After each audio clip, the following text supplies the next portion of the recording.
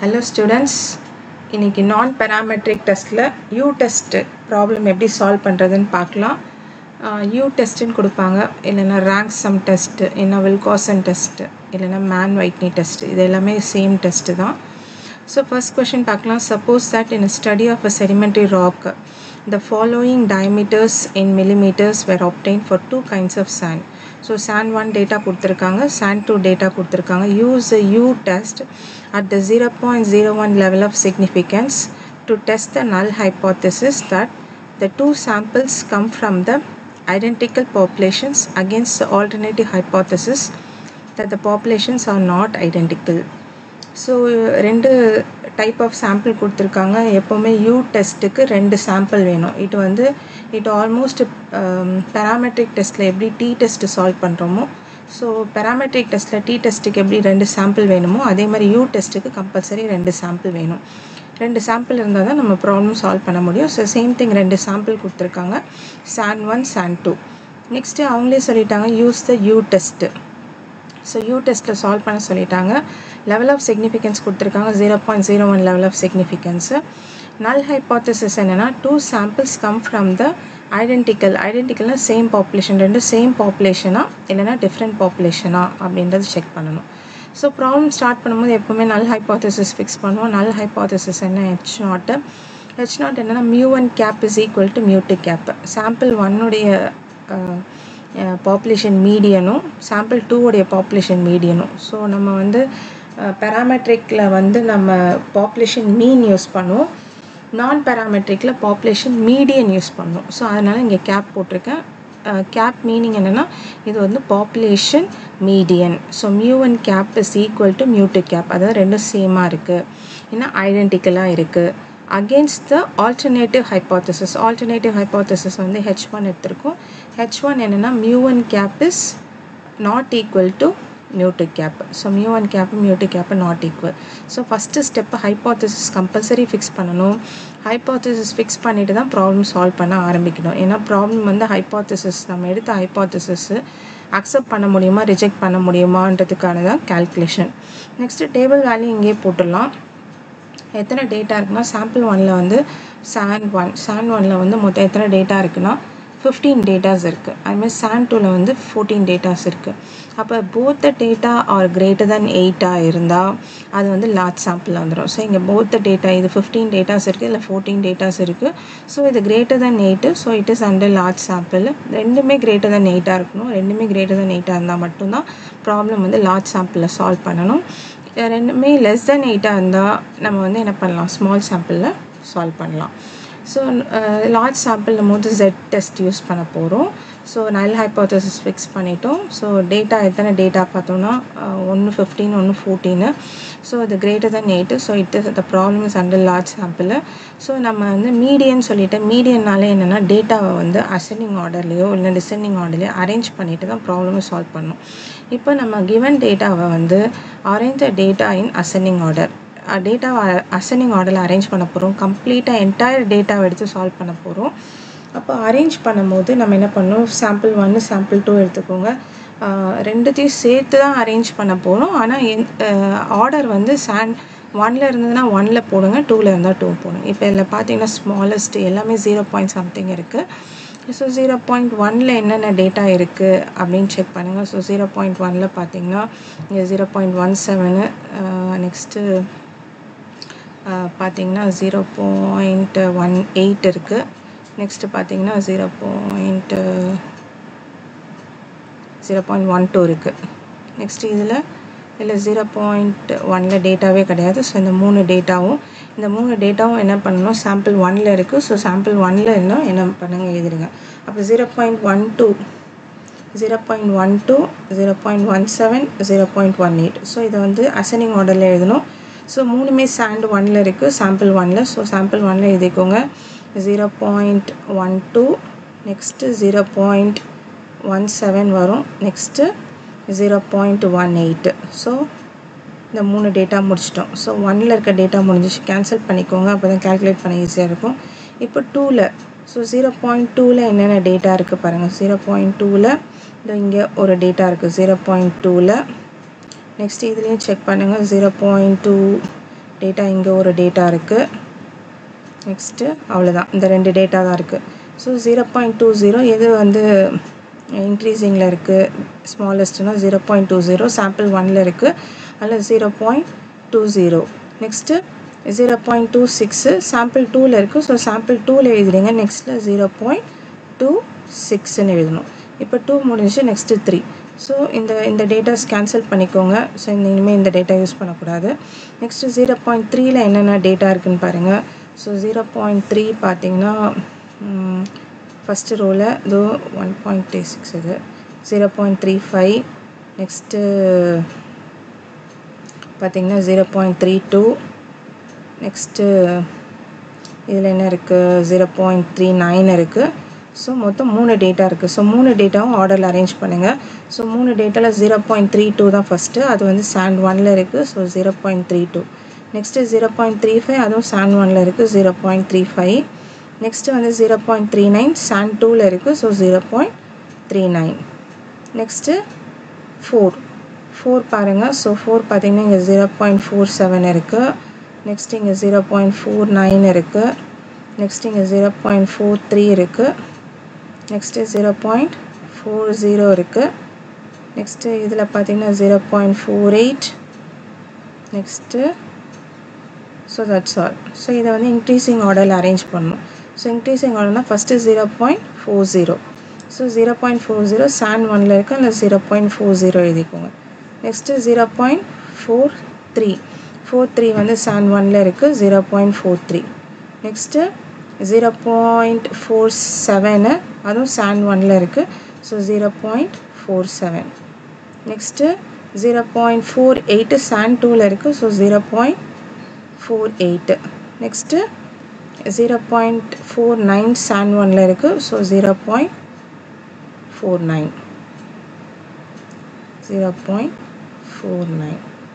இப்போ 9 முடிச்சிட்டோம். இப்போ 10 வரணும். ஸோ 10 வரணும். ஸோ 0.12. So increasing 0.12, 0.17, 0.18, 0.20, 0.26, 0.32, 0.35, 0.39. நெக்ஸ்ட்டு 0.40, 0.43, 0.45 விட்டுட்டோம்.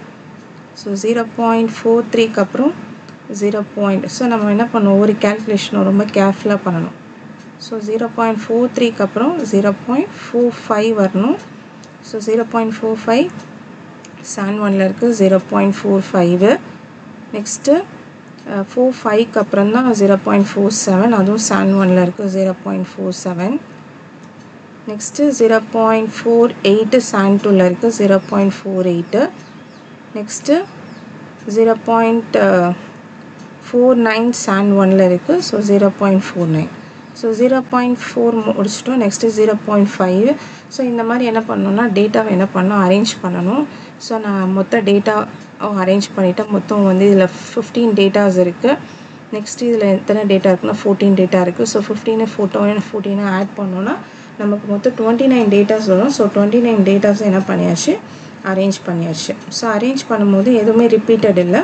ஸோ டேட்டாவை கம்ப்ளீட்டாக என்ன பண்ணிட்டேன், நான் அரேஞ்ச் பண்ணிட்டேன். இப்போ ரேங்க் கொடுக்கணும். இப்போ ரேங்க் கொடுங்க. ஸோ ஃபஸ்ட்டு ரேங்க் 1 வந்து 0.12 தான் first rank. So first rank, second rank, third rank, fourth rank. So இது வந்து சாண்ட் 2ல் இருக்குது. ஸோ 5th ரேங்க் 2ல் கொடுத்துருங்க.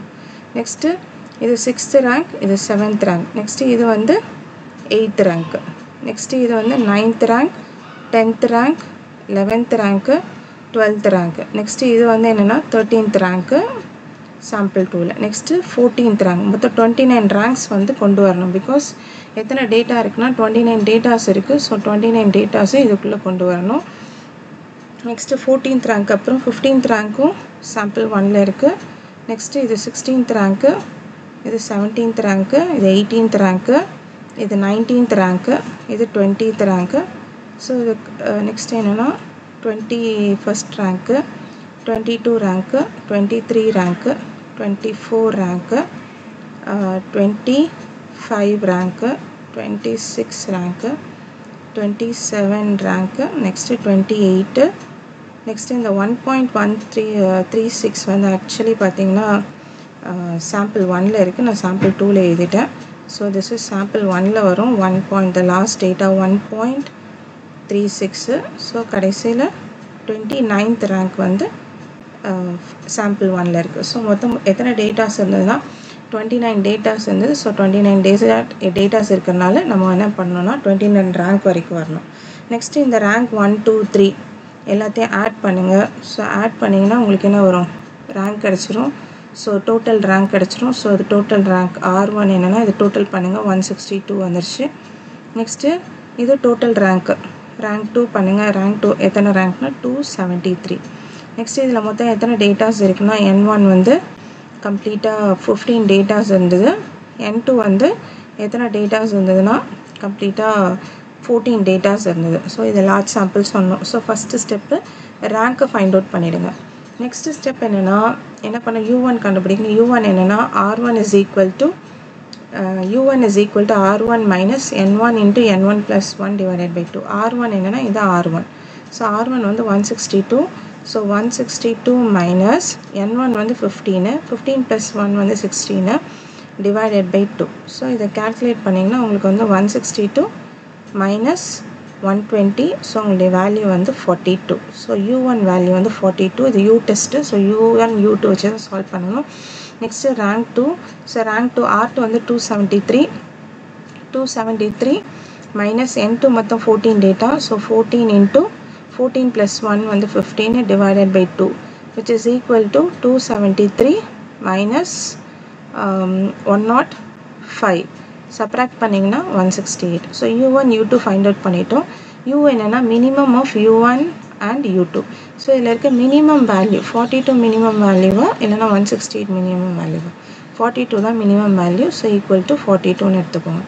Next mu கண்டுபிடிச்சிக்கோங்க. மியூ என்ன N1 into N2 divided by 2. N1 வந்து 15, N2 வந்து 14 divided by 2. ஸோ இதை டிவைட் பண்ணிங்கன்னா உங்களுடைய ஆன்சர் என்ன வரும்னா மேலே மல்டிப்ளை பண்ணிங்கன்னா 210 வரும். 210 divided by 2. So 210 divided by 2 is 105. Next sigma find out பண்ணிக்கோங்க. ஸ்டாண்டர்ட் டிவியேஷன் லார்ஜ் சாம்பிளுக்கு மியூ சிக்மா வேணும். So N1 N2 means 14 into 15. So 14 into 15. Next N1 plus N2 என்ன 14 plus 15 is 29 plus 1 வந்து 30 divided by 12. ஸோ இதை multiply பண்ணி 12ஆல் divide பண்ணி root எடுத்திங்கன்னா உங்களுடைய ஆன்சர் வந்து 22.91 வரும். இப்போ டெஸ்ட் ஸ்டாட்டிஸ்டிக்ஸ் போகலாம். Z is equal to U minus mu by sigma. So யூன்றது இங்கே மினிமம் வேல்யூ கண்டுபிடிச்சிருக்கோம். என்ன வேல்யூ கண்டுபிடிச்சிருக்கோம்னா 42. ஸோ 42 தான் உங்களுடைய mu value. So 42 minus mu வந்து 105. So 105 the whole divided by 22.91.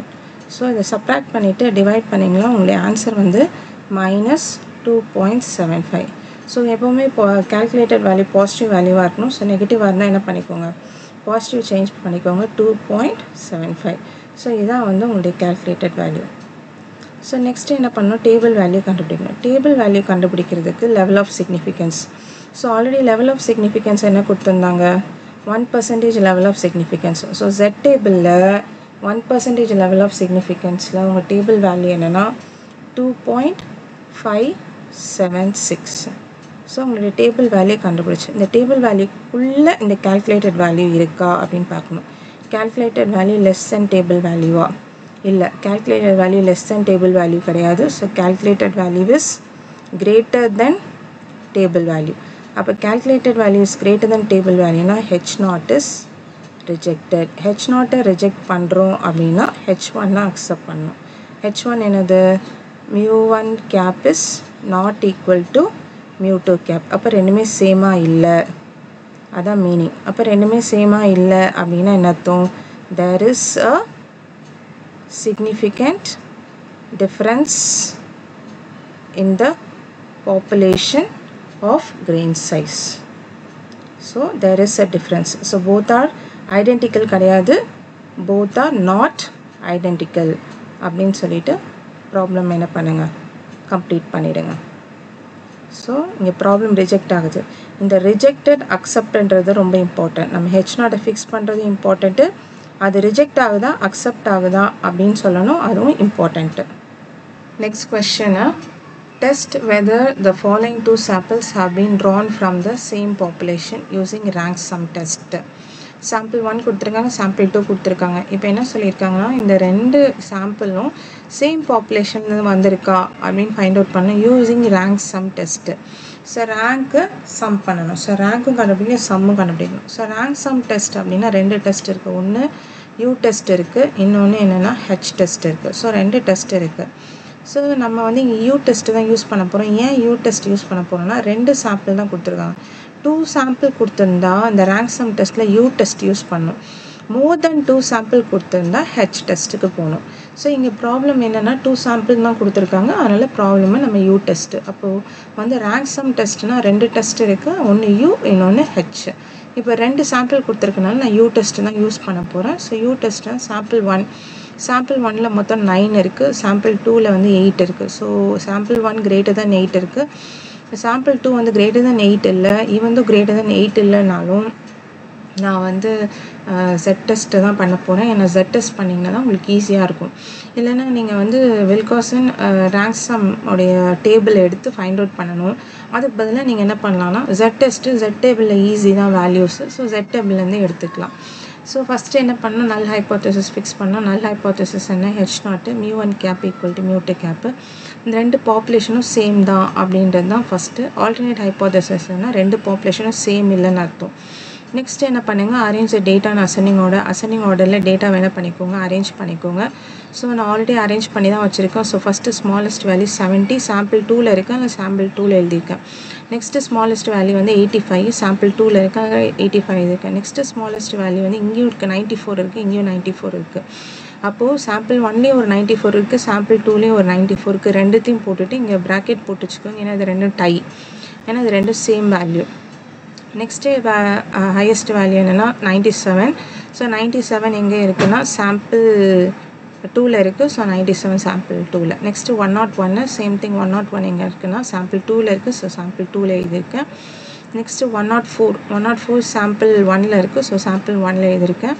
Next 107 பார்த்தீங்கன்னா இங்கே சாம்பிள் 1லேயும் இருக்குது, 2லேயும் இருக்குது. ஸோ 1லேயும் ஒன்று எழுதுங்க, 2லேயும் ஒன்று எழுதுங்க, ஆனால் டை இருக்குது. ஸோ அதனால் அதுக்கு ஒரு ப்ராக்கெட் போட்டுக்கோங்க. ஸோ இனிமேல் ஸ்மாலஸ்ட்லேருந்து லார்ஜஸ்ட் வரைக்கும் சாம்பிள் 1ல் இருக்கா சாம்பிள் 2ல் இருக்கா டேட்டாவை ஆர்டர் பண்ணிக்கோங்க. இப்போ ரேங்க் கொடுக்கணும். ஸோ ரேங்க் கொடுக்கணும். ஸோ ஃபஸ்ட்டு 70 இருக்குது, சாம்பிள் 2ல் இருக்குது.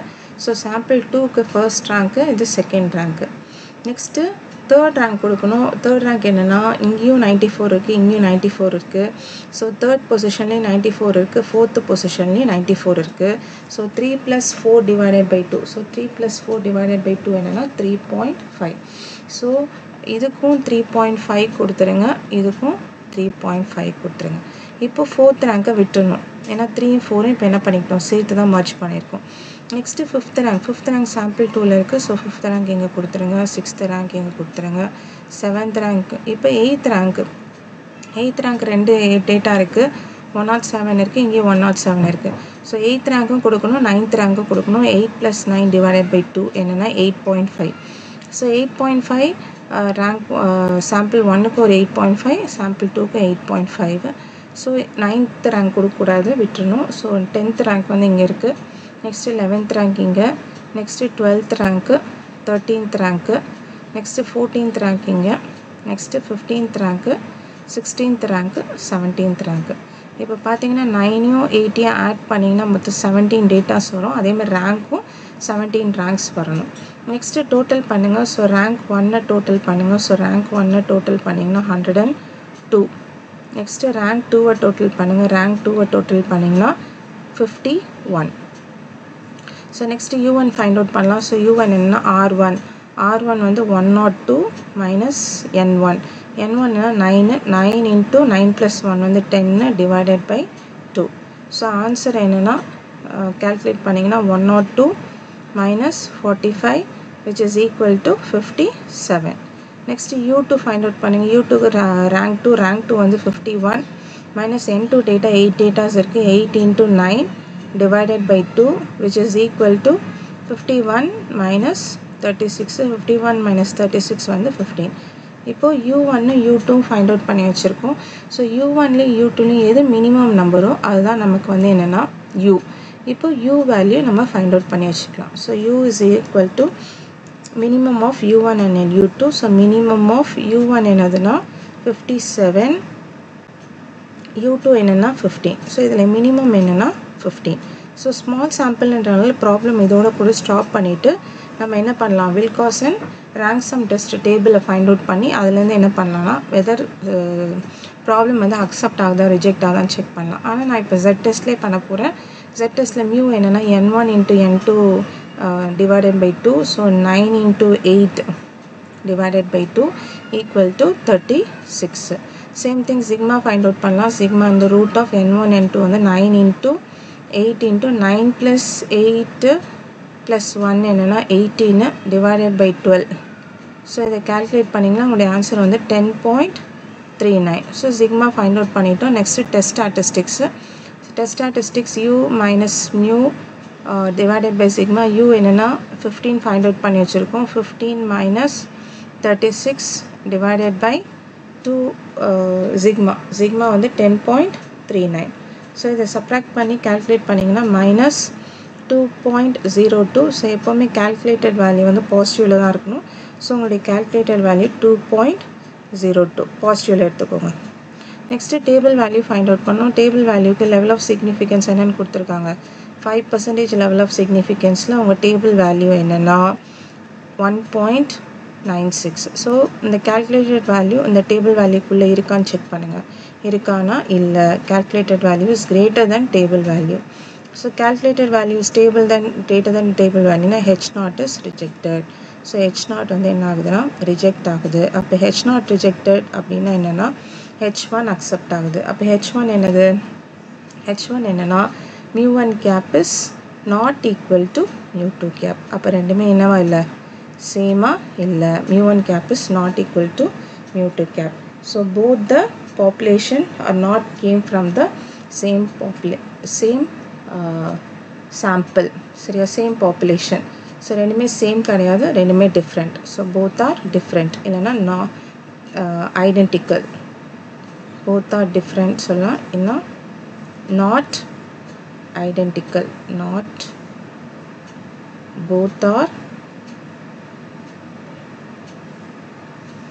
both are not came from the identical population அப்படின்னு கன்க்ளூஷன் எழுதுங்க.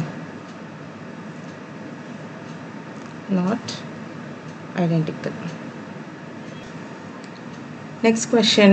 The urinary fluoride concentration parts per million was measured both for a sample of livestock grazing in an area previously exposed to fluoride pollution and for a similar sample grazing in an unpolluted region. So polluted region ku some data கொடுத்திருக்காங்க, unpolluted region ல ஒரு some data கொடுத்திருக்காங்க. Does the data indicate strongly that true average fluoride concentration for livestock grazing in the polluted region is larger than the unpolluted region? Use the Wilcoxon rank sum test. So அவங்களே கொஸ்டின்லேயே சொல்லிட்டாங்க என்ன test use பண்ணணும் அப்படின்னா Wilcoxon rank sum test use பண்ணணும்னு சொல்லிட்டாங்க. இப்போ நம்ம வந்து என்ன பண்ண போகிறோம்னா Wilcoxon rank sum test use பண்ண போகிறோம். அப்போ Wilcoxon rank sum testனா என்னது, so which is nothing but U test. நம்ம U test, அப்போ U testக்கு எத்தனை சாம்பிள் வேணும், 2 சாம்பிள் வேணும். ஸோ இங்கே 2 சாம்பிள் இருக்குது, ஒன்று பொல்யூட்டட் சாம்பிள், இன்னொன்று அன்பொல்யூட்டட் சாம்பிள். ஸோ பொல்யூட்டட் சாம்பிளில் மொத்தம் எத்தனை டேட்டா இருக்குன்னா 7 இருக்குது. அன்பொல்யூட்டட் டேட்டாவில் மொத்தம் 5 இருக்குது. ஸோ ரெண்டுமே கிரேட்டர் than 8 இல்லை. ஸோ இது ப்ராப்ளம் ஸ்மால் சாம்பிளில் இருக்குது. ஈவன் தோ ப்ராப்ளம் ஸ்மால் சாம்பிளில் இருந்தாலும் நான் வந்து Z டெஸ்ட்டில் தான் ப்ராப்ளம் சால்வ் பண்ண போகிறேன். இங்கே லெவல் ஆஃப் சிக்னிஃபிகன்ஸ் 0.01 கொடுத்துருக்காங்க. ஸோ 0.01ல் ப்ராப்ளம் அக்செப்ட் ஆகுதா ரிஜெக்ட் ஆகுதான்றதை செக் பண்ண போகிறோம். ஸோ பொல்யூட்டடில் வந்து 7 டேட்டா இருக்குது, அன்பொல்யூட்டடில் 5 டேட்டா இருக்குது. இப்போ H0 என்னென்னா mu1 cap is equal to mu2 cap, ரெண்டு ஈக்குவல். H1 alternate hypothesis என்னன்னா polluted region is larger than unpolluted regionான்னு கேட்குறாங்க. ஸோ polluted region வந்து லார்ஜரான்னு கேட்காங்க. ஸோ ஒன் டெயிலில் போடணும். So mu1 cap is greater than mu2 cap. So one tail எழுதிட்டு level of significance one டெயிலில் போடணும். that is stable value is 2.326. Same thing தான் நான் இப்போ next என்ன பண்ண போகிறேன்னா arrange the data in ascending ஆர்டரில் அரேஞ்ச் பண்ணணும். ஸோ ஃபஸ்ட்டு ஸ்மாலஸ்ட் டேட்டா பார்த்திங்கன்னா 14.2. ஸோ 14.2 வந்து சாம்பிள் 2ல் இருக்குது. ஸோ 14.2 இருக்குது. ஸோ நெக்ஸ்ட்டு ஸ்மாலஸ்ட் டேட்டா வந்து 16.8 சாம்பிள் 1ல் இருக்குது. நெக்ஸ்ட்டு 17.1 சாம்பிள் 1ல் இருக்குது. ஸோ இதை என்ன பண்ணணும், ஆர்டரில் அரேஞ்ச் பண்ணிக்கணும். அரேஞ்ச் பண்ணிவிட்டு இப்போ என்ன பண்ண போகிறோம்னா ரேங்க் கொடுக்க போகிறோம். ஸோ ஃபஸ்ட்டு சாம்பிள் 2ல் இருக்கனால ஃபர்ஸ்ட் ரேங்க் வந்து இங்கே கொடுத்துருங்க. நெக்ஸ்ட்டு இங்கே 2, இங்கே 3, நெக்ஸ்ட் இந்த இடத்துல 4, 5, 6, நெக்ஸ்ட் இங்கே 7, 8, நெக்ஸ்ட் இங்கே 9, நெக்ஸ்ட் இங்கே 10, 11, 12. ஸோ 7யும் 5 ஆட் பண்ணிங்கன்னா 12 வரும். ஸோ 12 ரேங்க்ஸ் வரணும். இப்போ இங்கே எதுவுமே டை கிடையாது. ஸோ டை இல்லை, ப்ராப்ளம் அப்படியே சால்வ் பண்ண வேண்டியது தான். ஸோ ரேங்க் 1 டோட்டல் பண்ணுங்கள் 53 வருது. ரேங்க் 2 டோட்டல் பண்ணுங்கள் 25 வருது. இப்போ R1 R2 ஃபைண்ட் அவுட் பண்ணிட்டோம். ஸோ நான் இந்த யூ டெஸ்ட்டுன்னு சொல்லியிருக்கேன். ஸோ யூ டெஸ்ட்டுன்றனால நம்ம என்ன பண்ண போகிறோன்னா U1 U2 ஃபைண்ட் அவுட் பண்ணிவிட்டு ப்ராப்ளமை சால்வ் பண்ண போகிறோம். ஸோ U1 என்னென்னா R1 minus N1 into N1 + 1 divided by 2. R1 இப்போ தான் ஃபைண்ட் அவுட் பண்ணியிருக்கோம் 53 minus 7 into 8 divided by 2. So calculate பண்ணிங்கன்னா 25. ஸோ U1 வந்து 25. நெக்ஸ்ட்டு U2 என்னென்னா R2 minus N2 into N2 + 1 divided by 2. R2 வந்து 25. N2 மொத்தம் 5 data 5 into 6 divided by 2 calculate பண்ணிங்கன்னா 10 வரும். So U is equal to minimum of U1, U2. ரெண்டுத்துல minimum என்னென்னா 10. So இங்கே 10 வந்துடுச்சு. ஸோ இது ஸ்மால் சாம்பிள் இருக்கலாம். ப்ராப்ளம் இங்கே ஸ்டாப் பண்ணிவிட்டு வில்காசன் ரேங்க் சம் டெஸ்ட்டுடைய டேபிள் எடுத்து நீங்கள் என்ன பண்ணலாம், calculated வேல்யூ வந்து இந்த டேபிளுக்கு வேல்யூக்குள்ளே இருக்கான்னு செக் பண்ணி நம்ம கன்க்ளூஷன் கொடுக்கலாம். கன்க்ளூஷன் தான் இம்பார்ட்டண்ட்டு. ஆனால் நான் ப்ராப்ளம் Z டேபிளில் தான் போட போகிறேன், Z டெஸ்ட்டில் தான். So mu is equal to N1 N2 divided by 2, 7 into 5 divided by 2, so 17.5. Sigma என்னென்னா root of N1 N2 into N1 plus N2 plus 1 divided by 12, which is equal to N1 வந்து 7, N2 5, 7 plus 5 plus 1 வந்து 13 divided by 12 பண்ணி 6.16. Test statistics, Z உடைய test statistics என்னது, U minus mu divided by sigma. So U minus mu divided by sigma, U என்னது 10. So இந்த 10 எழுதுறேங்க. Next mu வந்து 17.5. So 17.5 கொடுத்துருங்க sigma. So இதை கேல்குலேட் பண்ணிங்கன்னா உங்களுக்கு வந்து நெகட்டிவ் வேல்யூ வந்து -1.22. ஸோ எப்போவுமே நெகட்டிவில் ஆன்சர் இருக்கக்கூடாது, பாசிட்டிவ் பண்ணிவிடுங்க. So 1.22 is a calculated value. So 1% level of significance table value என்னன்னா 2.326. ஸோ calculated value table வேல்யூக்குள்ளே இருக்கானா இருக்குது. அப்போ இருக்குன்னா என்ன அர்த்தம், H0 அக்செப்ட் ஆகுது. H0 அக்செப்ட் ஆகுனா mu1 கேப்பும் mu2 கேப்பும் ஈக்குவலாக இருக்குது. அப்போ ஈக்குவலாக இருக்குன்னா மீனிங் என்னென்னா the two average fluoride concentration of the livestock grazing in the polluted region is same as the unpolluted region. So polluted regionையும் unpolluted region same அளவில் தான் ஃப்ளூரைட் கான்சன்ட்ரேஷன் இருக்குது, லார்ஜராக இல்லை. அப்போ H1 அக்செப்ட் ஆகலை. ஸோ H0 அக்செப்ட் ஆகிடுச்சு. So இந்த accepted ரிஜெக்ட்ன்றது ரொம்ப இம்பார்ட்டண்ட்டு. ஸோ நம்ம டேபிள் வேல்யூ வந்து Z டேபிள் உங்களுக்கு ஈஸியாக இருக்கும். ஸோ நீங்கள் Zல என்ன பண்ணிடலாம், ப்ராப்ளமை சால்வ் பண்ணி கம்ப்ளீட் பண்ணிடலாம். Thank you students, have a great day.